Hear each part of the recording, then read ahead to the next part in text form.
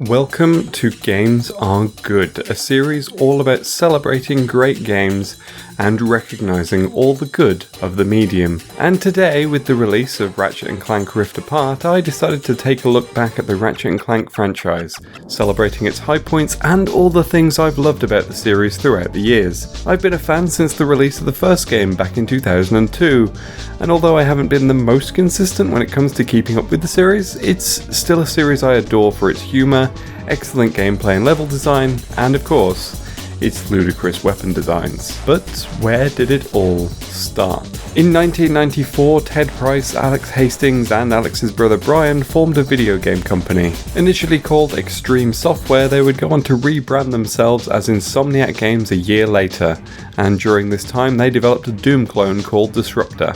Initially for the 3DO, it shifted development to the PlayStation when it became apparent that no one was buying the 3DO. It released in 1996 to great reviews and then proceeded to not do very well at all in sales. However, that positive critical response led their publisher, Universal Interactive Studios, to agree to fund a second project. They made a game about a dragon because the movie Dragonheart was popular at the time, and this would eventually release in 1998 under the name Spyro the Dragon. It did a tiny bit better than Disruptor, and by better I mean it was a smash hit that spawned 2 sequels and the title character became something of a mascot for the PlayStation. You may have heard of it? Anyway, after that minor international success, Insomniac decided that they wanted to make something new. Universal took their IP into some less appealing places, while Insomniac partnered with the other publisher involved in Spyro's development, Sony Computer Entertainment. Their next project was Monster Night, a game that took the concept of Pokemon to new and exciting places. Instead of simply catching monsters, you could then use those animals for various purposes, including weapons and armor. It never left the design phase. So they shifted development to Girl with a Stick, a game that blended Tomb Raider and Zelda in a way that wasn't as good as either of those games. Eventually the team realised that no one had any enthusiasm for it and abandoned the whole thing. With encouragement from Sony, they decided to go back to their strengths and do a platformer. Brian Hastings came up with the concept of an alien that would hop from planet to planet collecting weapons and gadgets. After multiple iterations of the character, including a lizard alien protagonist and robot triplets, the team settled on a cat-like creature called a Lombax and a single robot that rode on him like a backpack. And so, Ratchet and Clank were born. I agree to take you to this wherever it is, and you get my ship started for me? That is what I'm proposing.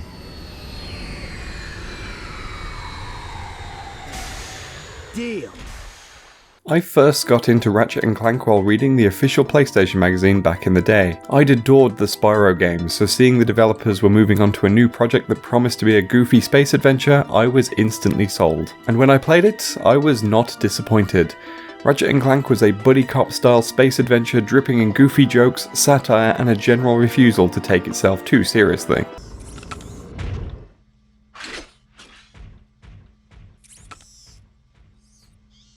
You sure showed him. Its gameplay was tight, blending platforming and shooting perfectly, with neither aspect getting in the way of the other. The weapons were the main draw for the game. Devices like the Morpho Ray and the Suck Cannon set the tone, while even conventional weapons like the Blaster and the Devastator felt satisfying and over the top in the best way possible. But while they were the main draw for the game, the level designs kept me coming back. There are so many levels that I look back fondly on, to the point where it's hard to pick a favourite. I don't dislike any level either, which is an achievement in itself. The first proper level of the game, Torbert Crater on Nivalis, immediately offers up branching paths that loop back around on themselves with a battlefield ahead plus a factory and a cave system to explore for gadgets. This would go on to become a series trademark, with almost every level throughout the franchise offering up this structure. Which isn't to say it gets stale, as the ruined landscapes of Auxon, the snowfields of Hoven, and the Blarg Tactical Research Station all feeling distinct from one another. Plus, with set pieces like turret shooting, hoverboard races, and grind rail sections, Insomniac went out of their way to ensure the game always felt unique and interesting.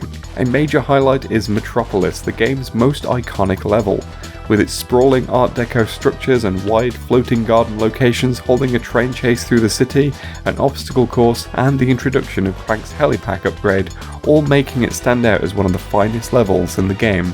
Then there are great standout moments elsewhere in the game, like the winding path leading into the fortress on Battalia, the boat journey in Pokitaru, the sand shark battling in Iridia, the giant Clank fights on Quartu, and the technical marvels of Kalibo 3 all jumping straight into my mind when I think of the game. Even the sewer chase in Rilgar that drove me insane when I first played it until I got the hang of it is something I look back fondly on because it was the moment that I realised the game could be truly challenging when it wanted to be. I was also fond of Altanis just because this level put the villain's plans into perspective as we arrive after Drek has already destroyed the place. It's a wreck of a place that shows signs of a great civilization that's now been blown up, and it's kind of shocking. No pun intended. But even then, it also shows Captain Quark's downfall as he poorly takes on the persona of a salesman named Steve.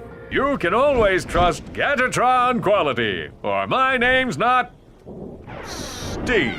Oh, that's a good point. I should probably talk about the writing because it's stellar. Ratchet and Clank have a rough start as friends, but it's a believable and entertaining ride as they bicker and disagree frequently before realizing they ultimately have the same aims. Ratchet in particular sees a lot of character growth, starting out as a selfish asshole who just wants to go hoverboarding, before realizing he could probably do something to help prevent the galaxy from getting destroyed. Quark is the strongest he's ever been written as the perfect example of don't meet your heroes in any game. He's vain, self-centered, and completely willing to side with the genocidal maniac if it's good for his PR somehow. Quark is also where a lot of the game's satire comes from, as his presence mocks the notion of celebrity and the idea of relying on designated heroes to get the job done. Drek is also an excellent villain, presented as the greedy capitalist who has already destroyed his home planet through his company's actions, and now is trying to start it all again on a new planet. But not content with simply jumping in and stealing one planet's resources, he wants to strip every single planet of a key resource in order to make the perfect world. Every line of dialogue in this game is superb, with the whole experience feeling like a planet-hopping space cartoon, where each new episode brings us a new planet, new characters, and a new chapter to the story. It never misses with its jokes, and still maintains a solid emotional through line that connects us with our main duo. I adore Ratchet and Clank to the point where I've played through it multiple times now and I never get tired of it. And it seems the world agrees since it was a smash hit upon release and became one of Sony's platform mascot franchises during the PS2 era alongside Jak and Daxter and Sly Cooper. It was inevitable that it was going to get sequels and 2 numbered entries would follow during the PS2 era. Ratchet & Clank 2 arrived a year later and built on everything the first game set up. The writing continued to be excellent, the planets got more ambitious and featured more variety, new characters like Angela Cross and an arc for Captain Quark that expanded his character even further from the superhero parody of the first game. Also, Ratchet was recast with a new voice from James Arnold Taylor, fresh off his work as a protagonist in another recent video game. What's so funny? Most importantly, they added a strafe button. Oh my god. The biggest issue with the first game, fixed in an instant. Thank you. It was a fun sequel, and just from a pure gameplay perspective, I think it's my favourite in the original trilogy, even if I feel the first and third had stronger and more memorable story beats. Speaking of which, Ratchet & Clank 3 built on the story even more, and had some of the funniest moments in the entire series. I seen him run right through our camping site. He was buck naked, screaming and holding a banana. Or maybe it weren't a banana. It could be. One of nature's mysteries. It also introduced the series' most iconic villain, Dr. Nefarious, whose broken soap opera brain, ludicrous plan, and sassy butler all won audiences over. The satire stepped up a notch, featuring a maniacal pop singer whose big hit actively encourages robots to rise up and murder all organic life, as just one example of its skewering celebrity and capitalist society. This goes out to all you robots across the galaxy.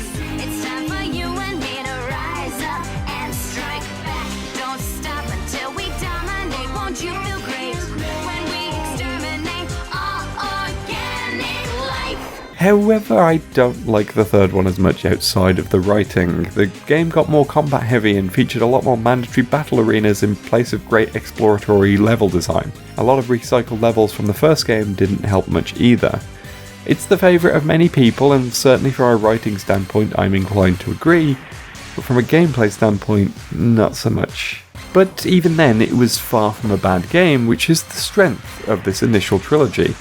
Ratchet & Clank 1 laid the foundations, Going Commando brought the best gameplay, while Up Your Arsenal brought the best writing, including that title. I mean, come on, Up Your Arsenal, come on now. And all three make for one of the greatest trilogies of the PS2 era. There would be a fourth PS2 game, Deadlocked, as well as two PSP spin-offs not developed by Insomniac, but as someone who's never played any of them, I can't comment on their quality. But the main trilogy holds up in its current form, and absolutely deserves better preservation on modern systems.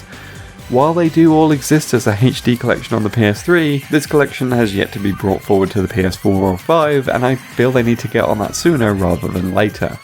It's a solid trilogy, one that brings space hopping across planets and superb level design, a cheeky and satirical sense of humour, and a cast of memorable and likeable characters. But with the shift over to the PS3, the series would soon take a minor change in direction.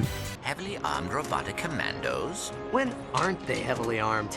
While Sony's other platformer developers would leave their cartoony franchises behind and jump into globe-trotting action-adventure in Uncharted, or moody superhero open-world action in Infamous, Insomniac split their development into their own mature franchise in Resistance, but also kept trucking with Ratchet & Clank, launching the future trilogy with Tools of Destruction. On the surface, Tools of Destruction is no different to the games that came before it. The formula is all there. A cartoony aesthetic, ridiculous weaponry, jokes galore, everything is pretty much business as usual. But there's something else too. If the original Ratchet & Clank trilogy could be viewed as a slightly scrappy cartoon series ostensibly aimed at kids but filled with bawdy jokes for the adults, Tools of Destruction is the feature-length animated spin-off. Aside from advancements in technology making the game look so much better than its predecessors and allowing for a greater range of animation, the story also matured. And unlike other attempts to make cartoony franchises more mature, this didn't mean darker, edgier, and more cluttered with sex and naughty words. Tools of Destruction instead added a strong emotional through line to the existing formula and went from there. The game focuses more on Ratchet's place in the world. Aside from Angela Cross in Going Commando, Ratchet is the only Lombax we've ever encountered in the series, and they decided to run with that. Much of the villain's motivation lies in what Ratchet's people did to him years ago, and Ratchet sets out to uncover the mysteries of his heritage. We get to see more sides of the main duo throughout the game, instead of just the sassy mechanic and the high intelligence, low wisdom robot companion. The key aspects of their characters are still present, but there's more to it, and they're more fleshed out as characters. In gameplay, it's not much different to what we've seen before in the series, but it feels like everything has been refined to a significant degree. Combat feels tighter and more consistent, the additional weapons add a lot of joy to the gameplay loop, and of course, the Groovatron was the single greatest device the game could ever give the player. Seriously, it's a disco ball that incapacitates every enemy in the game by making them dance to some funky disco music. It's glorious and quite possibly my favourite weapon in the entire series. Mostly because I like disco music, but that's beside the point. But the levels were superb too, with not only the great level design the series was known for by this point, but they also look amazing. The jump to PS3 was utilised incredibly effectively, and some of the environments were some of my favourites in the whole series. Strata City is one of my favourite city locations, with the Hollow Wings being a major factor in this, as you got to glide around the city discovering secrets. The theme park of Mukau was a fun take on the arena locations of past games, with rides like a big wheel taking prominence. Kirchu City on Jacindu was a fun location with its tropical stylings and intense battle against a giant robot involving grind rails. Sargasso was a vast planet filled with dinosaur-like creatures that focused around a major exploration quest. And the gel puzzles on Kabalia were just a lot of bouncy fun. And then there are the locations essential to the game's story, with Ardalis bringing a noisy infiltration of the pirate base, leading to some tense fights, some great environmental puzzles, and some great comedic moments involving Captain Slag and his minions. And Festoon's Lombax ruins show Ratchet's people fallen into ruin, and the two versions of this site that we see paint a sad picture for a once great civilization. It might be obvious, but Tools of Destruction is my favourite game in the whole series. It refined everything it was built on by this point, added some extra heart that elevated the writing, and for me just never had a dull moment. Which is why I find it odd when some fans call it the beginning of the end for the franchise, because I get none of that from it at all. Tools would soon be followed by Quest for Booty, which is a footnote of a game. It feels like it would have been better as a DLC episode for Tools and not a standalone game, largely because it has very few locations, very few weapons, the story is mostly just a setup for the next game, and it's over before you've even really started. It's fine, but it's far from essential. A Crack in Time soon followed and took the series hard into its new direction. Our duo have been separated, and each of them follows their own emotional journey that delves into their past. Ratchet seeks out Clank while also learning more about the Lombaxes, and meets Azimuth, a friend of his father's, who helps him uncover his history. Clank, meanwhile, has been transported to the Great Clock by his father, a psychic being who designed him and got him built at the robot factory back in the first game, and wants him to inherit the family business of maintaining temporal balance in the universe. As you do. I will be honest, the first time I played A Crack in Time, I was a little bit disappointed. This emphasis on mature, emotional storytelling was a huge shift, and I didn't know if I wanted Ratchet & Clank to do that. I wanted more jokes, but the game wanted me to feel things. How dare it evoke emotions in my cynical heart? But over time, I've come to appreciate that as a bold decision and a statement of intent. While the series was still going to have its goofy jokes, there was nothing to stop them fleshing out their characters. It had gone hard into the interactive animated movie aesthetic, with the whole story winning me over the more I thought about it, and with visuals to back it up. I've now come to accept that it's arguably the best writing in the whole series. However, I still don't like it as much as Tools. The level design feels much less memorable, while a lot of the weaponry was recycled from its predecessor. It was still a lot of fun to play, and a lot of the time-shifting stuff was kind of cool, but its boldness and its writing was what really kept it afloat. But when you've gone this far with the formula and added a strong emotional story to the comedy adventures of a space cat and his robot backpack, where do you go from there? And that's the question, isn't it?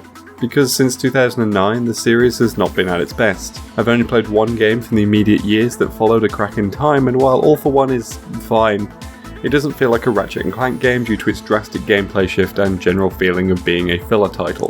Two other titles would follow, one of which was an ill-advised tower defense game that I avoided because I saw the words tower defense and immediately walked away, and Into the Nexus, a game that got poorly promoted, and I was worried they were going to bring some weird gimmick into this one too, so I didn't play it either. From all accounts though, while it was a decent return to the standard formula, there was also a general sense of it just going through the motions. And that checks out. By this point, the series had been almost entirely an annual franchise for over a decade. Between 2001 and 2013, only 2010 lacked a Ratchet & Clank release at all, and on top of that, only 2006 didn't see a release from Insomniac themselves. It's perhaps easy to see why they might have gotten bored with the franchise by this point and wanted to do something different. What Insomniac would do in the following years proves this. Since they were still an independent developer at this point, they amicably parted ways with Sony and went to work on projects with other publishers. With EA, they announced Overstrike, a cartoony squad-based sci-fi shooter with a goofy aesthetic, which then got butchered into Fuse, which stripped every ounce of personality out of the original design. GameStop launched a publishing arm, with Insomniac making the underwater Metroidvania Song of the Deep, and then GameStop's publishing arm promptly seemed to disappear into the ether and hasn't released anything since 2017. Their best success came with Microsoft, who published their Jet Set Radio meets infamous open-world game Sunset Overdrive. Although promotion for the game was so poor, it failed to really capture an audience. Insomniac at this time felt like a developer desperately trying to get away from the series that had come to define them, and for a while it seemed like we wouldn't see Ratchet & Clank ever again. And then, Hollywood came knocking. It was perhaps inevitable that as the series began to resemble an animated movie more and more, that it would soon become an actual animated movie. And in 2016, that movie happened. Produced by Rainmaker Studios with assistance from PlayStation's recently formed film and TV arm, the Ratchet & Clank movie was essentially a retelling of the original 2002 game. I say essentially because it took quite a few liberties with the story. Ratchet & Clank's first meeting was different, resulting in a different relationship between the two. Dr. Nefarious had been shoehorned into the story as the main villain, and most of the game's events played out in a different order, with a lot of events being cut entirely. During the production of the movie, Insomniac decided to use this as an opportunity to revisit the franchise and to remake the original game with a focus on recreating the events of the movie. and it's this last aspect that would lead to the remake's biggest weakness. You see, the movie missed the point entirely, in my opinion. The original game was about two characters who were diametrically opposite in personality, slowly learning to get along and becoming best friends. The movie makes them instant friends and then largely leaves Clank with little to do, while Ratchet plays the plucky and naive hero that he never really was to begin with. In fact, the plucky, naive do-gooder in the first game was Clank, and Ratchet learned to share his mindset over time. And with this personality trait grafted onto Ratchet from the beginning instead, Clank ends up feeling like he's just there, which is not good. The story is also all over the place, with Quark's character being massively inconsistent, while Drek being turned from scheming capitalist to bumbling sidekick to nefarious is disappointing. And with fewer planet hops than in the game, it's harder to get a sense of the scale of the villain's plan. We're just sort of told he's bad and not much else. It also has the issue of explaining very little about the Ratchet universe for newcomers, while simultaneously failing to be faithful enough for the hardcore fans. I guess it's kind of fun at times, but it's a poor Ratchet and Clank movie overall, which is also why the remake story is so bad too. Its basic structure stems from the movie, but then shoehorns in more planets to largely match the original game structure, and the additional writing added to these sections ends up hamstrung by having to work with the duo's adjusted and inconsistent personalities. Retrofitting the original game's satirical script into the overly sanitized version of the movie results in everything feeling watered down. But the remake does excel in gameplay and visuals. Insomniac took the original locations from the PS2 game and gave them a PS4 era visual polish. And on the gameplay front, the game feels like a love letter to the franchise, bringing together a greatest hits compilation of favourite weapons from across the series, and refining many of the levels and giving them new tweaks and improvements in places. As a game, I hugely enjoyed the remake and it felt like the series was back on top, but only if I ignored the glaring issues with the story.